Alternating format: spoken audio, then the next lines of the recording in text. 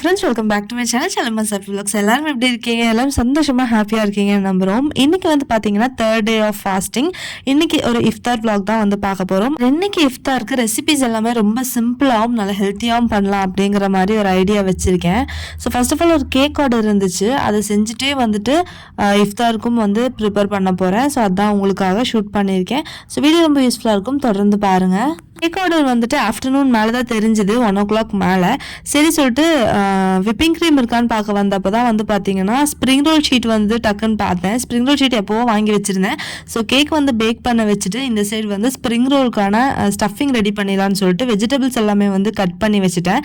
இதுக்கப்புறமா தான் வந்து பார்த்தீங்கன்னா சரி vlog எடுக்கலாம் அப்படிங்கிற மாதிரி ஐடியா வந்துச்சு. கொஞ்சம் கேபேஜ், கேப்சிகம், பீன்ஸு, கார்லிக் எல்லாமே வந்து கட் பண்ணி வச்சுருக்கேன். சிம்பிளாக ஒரு ஸ்டஃபிங் ரெடி பண்ண போகிறேன். இந்த சைடு விப்பிங் க்ரீமுமே வந்து பார்த்தீங்கன்னா கையோட ரெடி பண்ணிட்டேன். ஸ்ப்ரிங் ரோல் ஸ்டஃபிங்காக கடாயில் கொஞ்சமாக எண்ணெய் சூடு பண்ணியிருக்கேன். கொஞ்சமாக கார்லிக் வந்து குட்டி குட்டியாக கட் பண்ணி எடுத்திருக்கேன். அதை வந்துட்டு போட்டு நல்லா சாட்டே பண்ணிக்கலாம். இது லைட் ப்ரௌன் ஆகும்போது ஒரு மீடியம் சைஸ் ஆனியன் ஆட் பண்ணிவிட்டு இதையும் லைட்டாக வந்து சாட்டே பண்ணலாம்.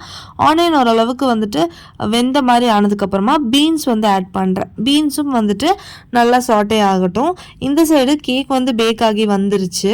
ஆக்சுவலாக பார்த்தீங்கன்னா ஒரு குட்டி கேக் ரெடி பண்ணி வச்சுருக்கேன்ல, அது கூட 2 kg கேக்காக வந்து கேட்டிருந்தாங்க. ஸோ டபுள் டயராக பண்ணிடலாம் அப்படிங்கிற ஐடியா. அதுக்கப்புறம் தான் வந்து பார்த்திங்கன்னா இன்னொரு 2 kg கேக்கும் வேணும் அப்படிங்கிற மாதிரி ஒரு ஆர்டர் வந்துச்சு. சரி சொல்லிட்டு அப்போ 2 கேக் எனக்கு டோட்டலாக பண்ணணும் அப்படின்னு சொல்லிட்டு நான் ரெடி பண்ணுறதுக்கு ஸ்டார்ட் பண்ணிகிட்டு இருந்தேன். இங்கே வந்து வெங்காயம் நல்லா வணங்கினதுமே வந்து பார்த்திங்கன்னா நம்ம கேபேஜ் வந்து ஆட் பண்ணிக்கலாம். கேபேஜ் ஆட் பண்ணிவிட்டு நல்லா சாட்டே பண்ணிக்கோங்க. கேபேஜ் சீக்கிரமாகவே வெந்துடும். அதுக்கப்புறமா நம்ம வந்து கேப்சிகமும் இதில் ஆட் பண்ணிக்கலாம். நம்ம சப்ஸ்கிரைபர் சிஸ்டர் ஒருத்தவங்க கேட்டிருந்தீங்க, எப்படி சிஸ் ரெசிபிஸ் எல்லாம் கொஞ்சம் அதிகமாக இருக்கும்போது ரெசிபிஸும் பண்ணிவிட்டு கேக் ஆர்டரும் எப்படி பிளான் பண்ணி பண்ணுறீங்க அப்படிங்கிற மாதிரி.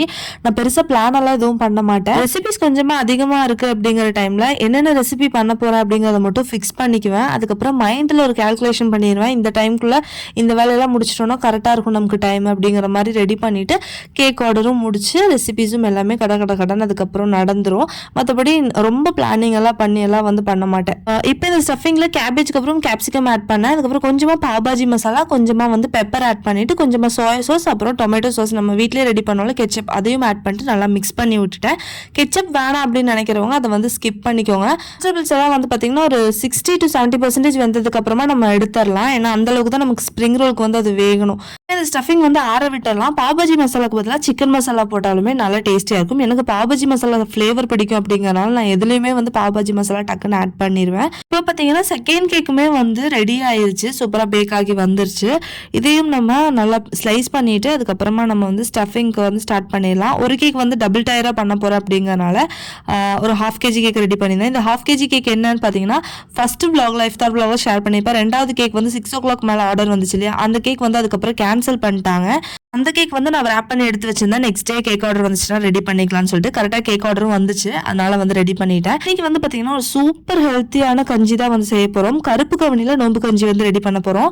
இந்த ரெசிபி கிரெடிட் வந்து எங்கள் அக்காவுக்கு தான். ஏன்னா அக்கா தான் வந்து எனக்கு சொல்லி கொடுத்தா. கரெக்டாக இந்த மாதிரி ட்ரை பண்ணி பார்த்துட்டு சூப்பராக வந்துச்சு, கண்டிப்பாக இன்னைக்கு நோம்புக்கு ட்ரை பண்ணி பாரு அப்படின்னு சொல்லியிருந்தா. ஸோ அதுக்காக ஒரு 3 tablespoon அளவு கருப்பு கவுனி அரிசி வந்துட்டு ஒரு ட்ரை பேனில் போட்டு நம்ம ட்ரை ரோஸ்ட் பண்ணி எடுத்துக்கலாம். ஒரு 2-3 minutes மட்டும் ட்ரை ரோஸ்ட் பண்ணி எடுத்தால் போதும். அது ஆறுறதுக்குள்ள நம்ம இங்கே ஒரு கேக் வந்து ஃப்ராஸ்ட் பண்ணிடலாம் அப்படின்னு சொல்லிட்டு கேக் ஃப்ராஸ்டிங் வந்து ஸ்டார்ட் பண்ணிட்டேன். இந்த வேலைகள் எல்லாமே வந்து பார்த்தீங்கன்னா நார்மல் டேஸில் நம்ம செய்யறதுக்கும் நோம்பு வச்சுட்டு செய்யறதுக்கும் ரொம்பவே வித்தியாசம் இருந்துச்சு. எனக்கு சொல்லப்போனால் எந்த மாதிரின்னு சொல்லப்போனால் க்ரீமோட வாசம் வந்து எனக்கு ரொம்ப பிடிக்கும். ஆனால் வயிறு வந்து வெறுமனையாக இருக்கிறதுனால அந்த க்ரீமோட வாசனை வந்துட்டு ஒரு பெரட்டுற மாதிரி இருந்துச்சு. ஸோ அது மட்டும் கொஞ்சம் கஷ்டமாக இருந்துச்சு.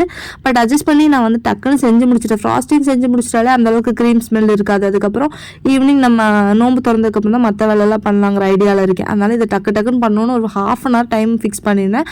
அந்த 1/2 hour டக்கு முடிச்சுட்டேன். க்ரஷ் பாருங்க நிறைய கொட்டிட்டேன். எப்போவுமே எனக்கு இதுதான் வேலை, க்ரஷ் நிறைய கொட்டிடுறேன். க்ரஷ் நிறைய வைக்கலாம், ஒன்றும் பிரச்சனை கிடையாது, டேஸ்ட் நல்லா தான் இருக்கும். பட் கேக் வந்து பார்த்தீங்கன்னா வலிக்கிட்டு வரும். அதனால தான் க்ரஷ் வந்து கம்மி பண்ணுறது எல்லா ஹோம் பேக்கர்ஸுமே. நம்ம சப்ஸ்கிரைபர் சிஸ்டரில் நரிஷா ஷேக் அப்படிங்கிற ஒருத்தவங்க வந்து பார்த்தீங்கன்னா நமக்கு தொடர்ந்து எனக்கு நல்ல கமெண்ட்ஸ் போடுவாங்க. எப்போவுமே அவங்க கமெண்ட்ஸ் பார்க்கும்போது ஒரு வேற லெவல் பாசிட்டிவ் வைப்ஸ் இருக்கும். இன்ஃபேக்ட் அவங்களோட கமெண்ட்காக நான் வெயிட் கூட பண்ணுவேன். ஏன்னா அவங்களோட கமெண்ட் வந்து எனக்கு அவ்வளோ பாசிட்டிவ் வைப் வந்து கொடுக்கும். நமக்கு நம்ம சேனலில் தொடர்ந்து கமெண்ட் பண்ணுற நிறைய சிஸ்டர்ஸ் இருக்கீங்க எனக்காக வந்துட்டு பாசிட்டிவாக கமெண்ட் பண்ணுறதுக்காக. அதே மாதிரி இப்போ சில நெகட்டிவ் கமெண்ட்ஸும் வருது. அது பார்க்கும்போது நிஜமாக சிரிப்பு தான் வருது. நரிஷா ஷேக் சிஸ் தான் கேட்டிருந்தீங்க, இப்படி ஃப்ரிட்ஜில் எல்லாம் கேட்க வச்சிட்டிங்கன்னா பொருளெல்லாம் என்ன சிஸ் பண்ணுவீங்க அப்படின்னு. எல்லா பொருளுமே வந்து முடிஞ்ச வரைக்கும் அட்ஜஸ்ட் பண்ணி உள்ளே வைக்கிறதுக்கு ட்ரை பண்ணுவேன் சிஸ். முடியல அப்படின்னா எல்லாமே வந்து வெளியில் எடுத்துருவேன்.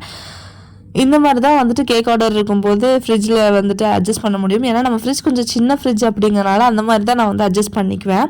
இங்கே வந்து பார்த்தீங்கன்னா கருப்பு கவனி அரிசி நல்லா ஆறிடுச்சு. இதை வந்து நம்ம மிக்ஸி ஜாரில் போட்டு நல்லா பொடிச்சிட்டு வந்துடலாம். நல்லா பொடி மாதிரி ஆகணும், அந்தளவுக்கு நம்ம பொடிச்சிட்டு எடுத்துகிட்டு வந்துடலாம். கொஞ்சமாக சின்ன வெங்காயமும் எடுத்துகிட்டு வந்திருக்கேன். சின்ன வெங்காயம் நல்லா குளிர்ச்சி, அதனால நம்ம நோம்பு டைம் யூஸ் பண்ணோன்னா நல்லா உடம்புக்கு வந்துட்டு நல்லது அண்ட் குளிர்ச்சியாகவும் இருக்கும். ஸோ கொஞ்சம் சின்ன வெங்காயம் வந்து கட் பண்ணி எடுத்துக்கலாம். ஒரு 4லேருந்து 5 சின்ன வெங்காயம் போதும். அதுக்கப்புறமா ஒரு கடாய் வச்சுருக்கேன். அதில் கொஞ்சமாக எண்ணெய் சூடு பண்ணிக்கலாம். கொஞ்சமாக வந்துட்டு ஜீரகம், ஒரு 1/2 டீஸ்பூன் அளவு ஜீரகம் ஆட் பண்ணிக்கிறேன். ஆட் பண்ணிவிட்டு கொஞ்சமாக சின்ன வெங்காயமும் ஒரே ஒரு பச்சை மிளகாய் நான் ஆட் பண்ணுறேன். உங்கள் காரத்துக்கு தகுந்த மாதிரி நீங்கள் பச்சை மிளகாய் ஆட் பண்ணிக்கோங்க. ஆட் பண்ணிட்டு நான் இன்றைக்கி ரொம்ப கம்மியான குவான்டிட்டியில் தான் வைக்கிறேன். ஏன்னா அக்கா அந்தளவுக்கு குவான்டிட்டியில் தான் சொல்லி கொடுத்தா, கம்மியாக வச்சுப்பாரு, டேஸ்ட்டு பிடிச்சி தான் நெக்ஸ்ட் டைம் கொஞ்சம் நிறைய வச்சுக்கோ அப்படின்னு சொல்லிட்டு. அதனால் நான் கம்மியாக டேஸ்ட் பண்ணுறதுக்காக தான் இன்றைக்கி வச்சு பார்க்குறேன். கொஞ்சமாக இஞ்சி பூண்டு பேஸ்ட் ஆட் பண்ணிட்டு கொத்தமல்லி புதினா அதுவும் வந்து ஆட் பண்ணிடலாம். ஆட் பண்ணிட்டு நல்லா சாட்டே பண்ணிக்கலாம். கொஞ்சமாக மஞ்சள் தூளும் ஆட் பண்ணிக்கலாம்.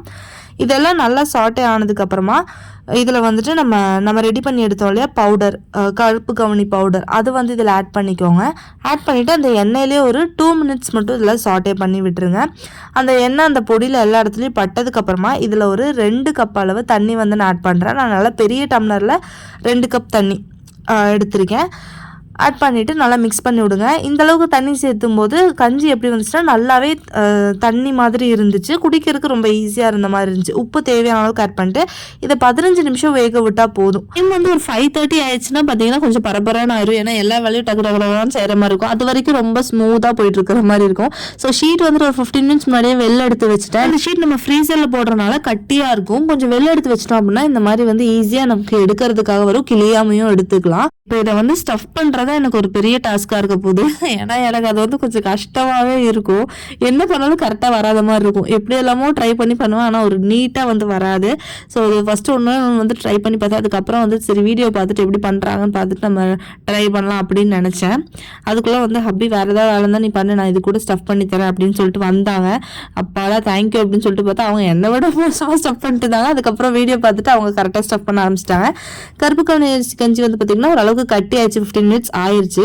அண்ட் இது வந்து பார்த்தீங்கன்னா இசப்கள் வந்து நான் பர்ச்சேஸ் பண்ணியிருந்தேன். இன்னைக்கு ரோஸ் மில்க் நம்ம வீட்டில் செஞ்சோம்ல சிறப்பு, அதை வச்சு தான் பண்ண போகிறேன்.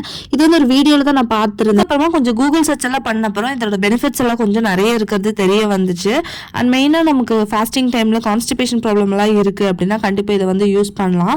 ஸோ ஒரு ஜெல்லிங் ஏஜென்ட் மாதிரி தான். நம்ம எதுலையாவது தண்ணியிலையோ இல்லை பால் இதெல்லாம் போடும்போது வந்து பார்த்திங்கன்னா நல்லா வந்துட்டு ஊறிட்டு ஒரு ஜெல்லி மாதிரி ஒரு கன்சிஸ்டன்சிக்கு வந்துடுது. அதுக்கப்புறம் நம்ம அதை வந்து குடிக்கிற மாதிரி இருக்குது. ஸோ நான் இன்றைக்கி வந்துட்டு ரோஸ் மில்க் கலக்க போகிறேன். அதில் தான் வந்து ஆட் பண்ணிக்கிட்டேன். ரோஸ் மில்க் கொஞ்சம் தண்ணி மாதிரியே கலக்கிக்கிட்டேன். ஏன் அப்படின்னா இந்த இசப்கள் நம்ம ஆட் பண்ணியிருக்கோங்கனால அது கொஞ்சம் கட்டி ஆகும் ரோஸ் மில்க். அதுக்காக இந்த சைடு வந்து கஸ்கஸ் சீடும் வந்துட்டு ஊற வச்சுட்டேன். அது ஒரு 2 மினிட்ஸ்லேயே ரெடி ஆயிருங்கனால இப்போ தான் ஊற வைக்கிறேன். அடுத்ததாக ஒரு 1/4 கப் அளவு நம்ம ரோஸ் மில்க் எசன்ஸ் வந்து எடுத்துக்கிட்டேன். ஆக்சுவலாக ரோஸ் மில்க் வந்து நம்ம வீட்டில் செஞ்சது அப்படிங்கிறனால கொஞ்சம் அதிகமாகவே நான் வந்து ஆட் பண்ணுறேன். அப்போ தான் கொஞ்சம் ஃப்ளேவர் நல்லாயிருக்கும். ஆட் பண்ணிட்டு உங்களுக்கு தேவையான அளவுக்கு கன்சிஸ்டன்சி பார்த்துட்டு நீங்கள் வந்து ஆட் பண்ணிக்கோங்க. எனக்கு ஒரு 1/4 கப் எனக்கு கரெக்டாக இருந்துச்சு. ஆட் பண்ணிட்டு நம்ம கஸ்கஸ் சீட்ஸும் நம்ம இதில் ஆட் பண்ணி வச்சிடலாம். என்னடா ரோஸ் மில்க் ஒரு ப்ரௌன் கலரில் இருக்குது அப்படின்னு நினைக்கிறீங்களா? ஏன்னா நான் இது வீட்டில் செஞ்சது ப்ரௌன் சுகர் ஆட் பண்ணி ரெடி பண்ணேன். அதனாலே வந்து அது கொஞ்சம் இதாக இருக்குது. அடுத்ததாக ஜூஸ்க்காக லெமன் ஜூஸ் கலக்கி வச்சுருந்தேன். அது கொஞ்சம் கலராக கொடுக்கலாம் அப்படின்னு சொல்லிட்டு ஒரு 4-5 கிரேப்ஸ் மட்டும் இதில் ஆட் பண்ணிக்கிட்டேன். ஆட் பண்ணி நல்லா மிக்சியில் வந்து அடித்து எடுத்துக்கிட்டேன். அதுக்கப்புறம் அதை வந்துட்டு நம்மளோட லெமன் ஜூஸில் ஆட் பண்ணிட்டோம் அப்படின்னா டேஸ்ட் எதுவுமே மாறாதுங்க இதில். ஆனால் கலர் வந்து பார்த்திங்கன்னா ஒரு சூப்பரான பிங்கிஷ் கலர் வந்து கொடுக்கும். இது கெஸ்டெல்லாம் இருக்காங்க அப்படின்னா நீங்கள் கண்டிப்பாக இந்த மாதிரி வந்து ட்ரை பண்ணலாம். ரொம்ப டிஃப்ரெண்ட்டான கலரில் நம்ம ஒரு லெமன் ஜூஸ் குடித்த மாதிரி இருக்கும். அழகாகவும் இருக்குது பார்க்குறக்கு. இந்த சைடு கொஞ்சம் டைம் ஆயிடுச்சு. ஸோ அடுத்தடுத்து கடகடன் வேலை வந்து ரெடி ஆகிட்டு இருக்கு. இங்கே வந்து பார்த்தீங்கன்னா நம்மளோட ஸ்ப்ரிங் ரோல் ஷீட் ரெடி ஆயிருக்கு. அதுக்கப்புறம் ஹப்பி வந்து வீடியோ பார்த்துட்டு சூப்பராக எனக்கு ஸ்ப்ரிங் ரோல் ஷீட் வந்து ரெடி பண்ணி கொடுத்தாங்க. டைம் வந்து ஆயிடுச்சு. இப்போ நம்ம வந்து அரேஞ்ச் பண்ண ஆரம்பிச்சோன்னா கரெக்டாக இருக்கும்.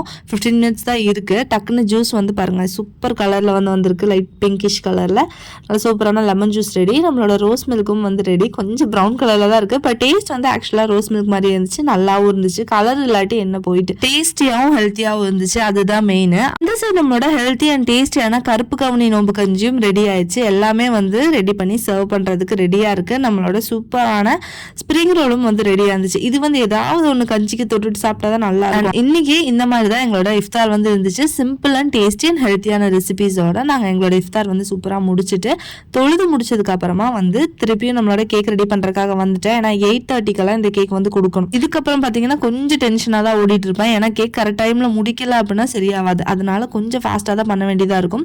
ஸோ ஃபஸ்ட்டு ஒரு 2 kg வெனிலா கேக் வந்து பார்த்தீங்கன்னா சிம்பிளாக எல்லோ கலர் கொடுத்து இந்த மாதிரி ஒரு பர்பிள் கலரும் இதில் இன்க்ளூட் பண்ணலாம் அப்படிங்கிற ஐடியாவில் இருக்கேன். க்ரீம் எல்லாம் வந்து பார்த்தீங்கன்னா யாருமே அதிகமான க்ரீம் வந்து விரும்ப மாட்டேங்கிறாங்க, கம்மி க்ரீம் தான் வேணும் அப்படிங்கிற மாதிரி இருக்கிறனால இந்த டைம் க்ரீம் வந்து கொஞ்சம் கம்மியாக பண்ணியிருக்கேன். அடுத்த கேக் வந்து பார்த்தீங்கன்னா பர்பிள் கலர்லேயே ரெடி பண்ணுறேன். அதாவது இது வந்து பர்கண்டி கலர், நல்லா சூப்பராக இருக்கும், பிங்கிஷ் மாதிரியே சூப்பராக இருக்கும். ஸோ 2 டயருமே வந்து ரெடி பண்ணி வச்சுட்டு மேலே எடுத்து வச்சிட்ருக்கேன். இப்போ எனக்கு இந்த ஸ்டேக்கிங் வந்து பார்த்திங்கன்னா கொஞ்சம் ஈஸியாகிடுச்சு. இதுக்கும் அதிகமாக ஸ்டேக்கிங் கேக் வந்து வர்றதில்ல ஆக்சுவலாக டபுள் டயர் கேக்கு. பட் இருந்தாலுமே வந்து பார்த்திங்கன்னா கொஞ்சம் ஸ்மூத்தாக வந்து செய்யறதுக்கு ஸ்டார்ட் பண்ணிட்டேன். அந்தளவுக்கு வந்து கொலாப்ஸ் பண்ணுறதில்ல.